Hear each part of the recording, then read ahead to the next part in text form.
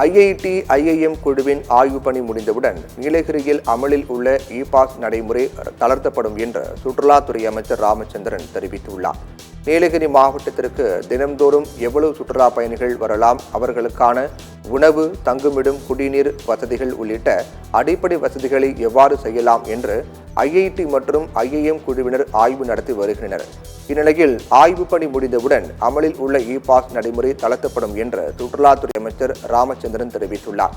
நிதி ஆதாரத்திற்கு ஏற்ப உதகை சேரிங் கிராஸ் பகுதியில் மேம்பாலம் அமைக்கப்படும் என்றும் குன்னூரில் மார்க்கெட் கட்டுமான பணி தொடங்கப்படும் எனவும் கூறினார். ஐஐடியும் ஐஏஎம் ரெண்டும் நீங்கள் ஆய்வு பண்ணிட்டு இருக்கீங்க. இதுக்கு எவ்வளோ கெப்பாசிட்டி நீலகிரி மாவட்டத்தில் இந்த மாதிரி மலை மாவட்டங்கள் எல்லாம் நீலகிரியில் எவ்வளோ கெப்பாசிட்டி, எவ்வளோ கூட்டம் இந்த இடம் தாங்கும். அவங்க தங்க வைக்கலாம், அவங்களுக்கு வேண்டிய சாப்பாடு கொடுக்கலாம், வேண்டிய தண்ணீர் கொடுக்கலாம், அவங்களுக்கு தேவையான டூரிசம் வந்தால் தேவையான வசதிகளை செஞ்சு கொடுக்கலான்னு சொல்லி கணக்கெடுத்துட்டு இருக்காங்க. அந்த கணக்கெடுப்புக்காக இப்போ ஒரு 15 நாளோ 8 நாளோ 15 நாளோ 10 நாளோ 1 மாதமோ அதுக்குள்ளே இந்த கணக்கெடுப்பு முடிஞ்சிடும். முடிஞ்சதுமே நம்ம ஆர்டர் போட்டு ஃப்ரீ பண்ணிடுவோம்.